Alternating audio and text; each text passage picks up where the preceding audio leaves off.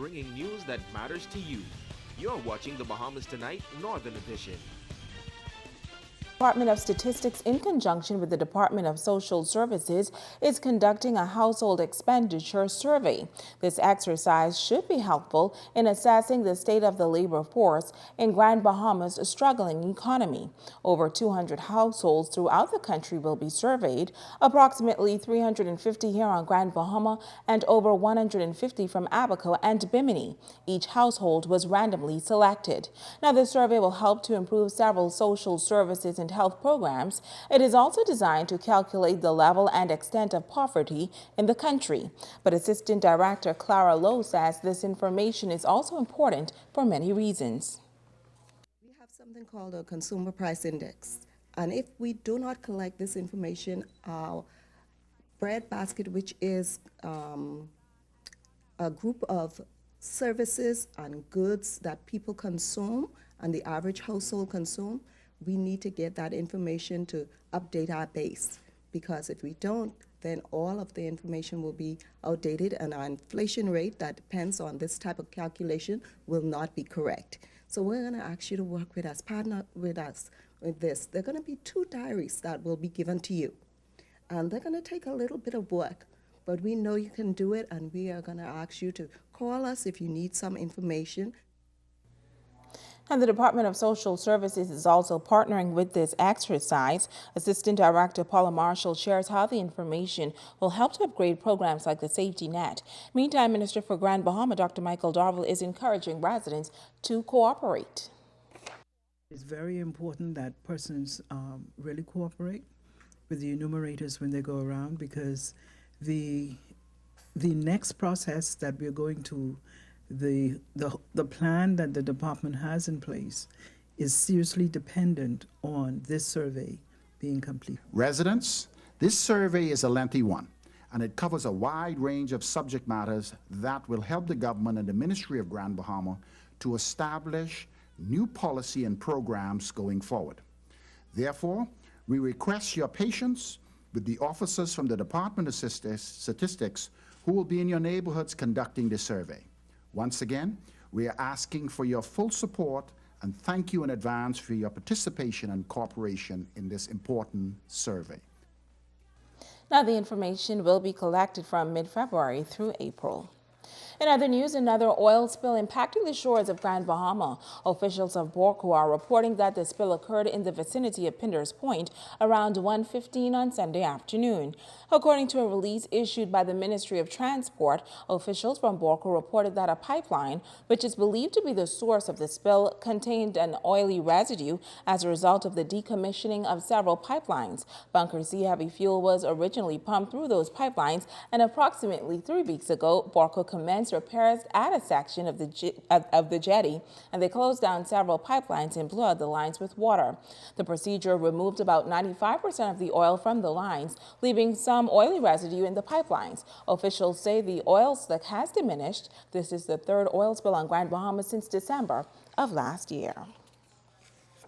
Several persons receiving medical treatment following a 2-car collision in the area of Grand's Laundromat in 8 Mile Rock. The mishap involved a public bus and a green Honda Accord. According to the police, the incident occurred around 11:30 this morning on the main road in the busy 8 Mile Rock community. 3 emergency medical vehicles had to be called in to transport the injured to the hospital as a crowd of curious onlookers watched from the sideline. Now, we spoke with Assistant Superintendent Michael Brathwaite at the scene, who says all road users must exercise greater caution on the streets. 8 persons with various degrees of injuries. This includes a pregnant female who was taken initially to the clinic here and will be transported later to the Rand Hospital. We are encouraging our road users to drive with due care and attention and with reasonable consideration for other road users. Slow down, be safe. 8 Mile Rock is an area where there are always kids on the street. There's a high traffic area, so we encourage you to slow down. Now, last report, the injured persons were still being treated at the local healthcare facility. Their condition is not known at this time. The Police Traffic Division is reinforcing its road safety message in light of the increasing number of accidents on the streets of Grand Bahama. Officials want to ensure that road users are safe at all times. Sabrina Brown has this story. In 2011, there were 931 traffic accidents and 10 fatalities recorded on Grand Bahama. In 2012, there were 2 fatalities and a total of 858 traffic mishaps. 3 people have died on the streets of Grand Bahama so far this year. Despite a 10% decrease in traffic incidents last year, police are concerned about the number of traffic mishaps due to careless behavior on the streets. Officer in charge of the Traffic Division, Assistant Superintendent Kenwood Taylor. We have noticed a blatant disregard for the speed limit while in school zones and on the main thoroughfare. We intend to be visible and operate with zero tolerance to drivers who choose to disobey the speed limit in these areas, which are clearly marked. ASP Taylor says they've also noticed what appears to be a developing trend, and he's urging motorists to cooperate with police when stopped during a traffic check. For the month of January, we have seen some 5 persons arrested for refusing to give their name or address or giving false name or address.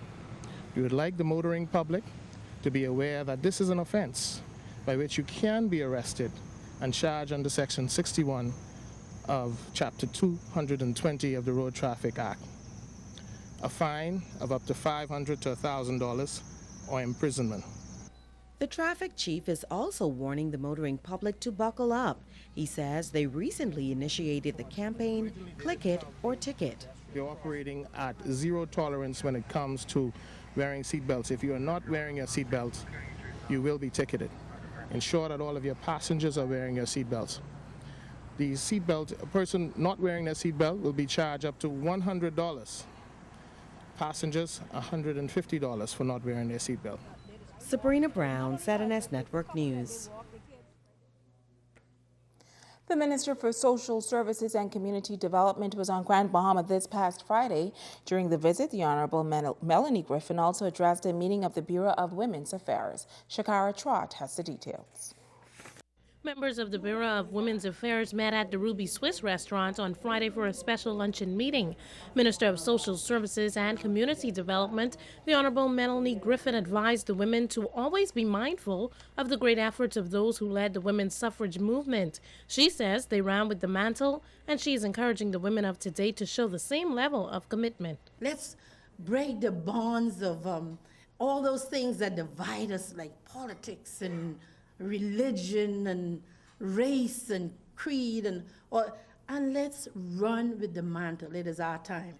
The Social Services Minister spoke of the many freedoms Bahamian women enjoy while reflecting on some of the challenges as well. In this country, particularly in the private sector, even though we don't have any statistics to bear it out, we do know that there are women and men working in the same positions where women are not paid the same. And so it is time for us to agitate. It is time for us to say, look, we need the surveys done, we need the analysis done, and we need to ensure that there is in place legislation to ensure that wherever there is equal work, there is equal pay. Griffin, during the meeting, disclosed that the department is moving towards the social safety net reform and is hoping to address the issue of poverty and discrimination against women. There is a living conditions or household expenditure survey that is being done that will include what the living conditions are in this country. But the last one that was done in 2001 told us that there were over 28,000 people living below the poverty line in this country, and the majority of them happen to be who? Women.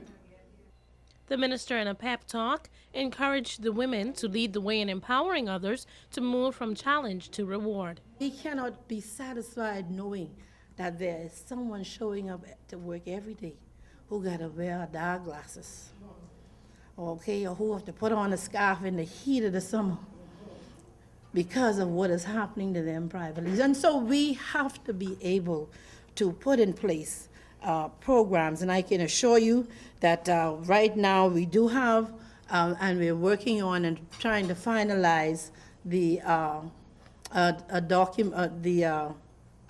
draft policy on how we will deal with eliminating gender-based violence in this country. Shakara Trott, ZNS Network News. The Ministry of Tourism spends millions to market the Bahamas internationally. One Family Island is doing its part to attract additional business from the lucrative Florida market. Joan Davis-Roll has the story. We have one of the highest repeat visitor rates in the entire country. Somewhere over 70% of our guests are repeat visitors. It is against this backdrop that Chief Executive Officer of RAF Bahamas Leslie Bethel says that millions have been spent to prepare the island of Bimini for an influx of tourists.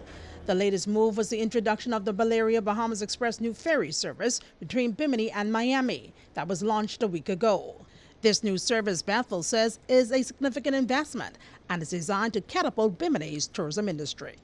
We've invested over $2 million over the last 12 months in dredging the channel in the harbor and expanding the government dock in Allenstown. We're at the early stages of commencing work on creating a new passenger terminal facility at the government dock where we will obviously be able to facilitate the movement of passengers that come to the island on the ferry. And when I say ferry, we're talking about multiple ferries because this first ferry is sort of a temporary ferry service because we're hoping to accommodate a larger ferry into the island. The Bimini Bay-based CEO says a great deal of preparation went into positioning the island of Bimini, now known as a first-class destination. We had an initial ferry that we couldn't accommodate because of its size, and so we had to undertake infrastructure upgrades in order to facilitate this ferry. We were fortunate that there was an opportunity for this ferry to start service in Grand Bahama Island over the last 12 months. How's it been? It's been fairly successful coming into its first year now. It's been largely successful, and I think they're seeing their business begin to stabilize. Bimini has been one of the Bahamas' best kept secrets. While it's been an affectionate location for the avid leisure boater or the sports fisherman, what we have here is now truly a world-class destination with so many unique attributes. Bethel says while thousands of tourists are expected to travel to Bimini by boat, another critical component of Bimini's tourism industry is airlift. It's not just about ferry service, but it's also airlift. When we talk about the impacts to the economy and to the local economy, it's pretty extensive because what you're creating really is a way for and a means for not only for visitors to come, but for people that do business and for the many employees that we're now hiring to facilitate commerce and economic exchange with other islands in the northern Bahamas, such as Grand Bahama or the Abacos, and certainly through our Bahamian pastime favorite of going shopping to South Florida. Joan Davis-Roll, ZNS Network News. Well, with just 2 weeks left before the Bahamas Hotel Catering and Allied Workers Union elections, Team Revolution is sharing how they plan to win and become the next representatives for hotel workers in the country. Tyrone Knowles is vying for the post of president and says he believes he can make an effective change.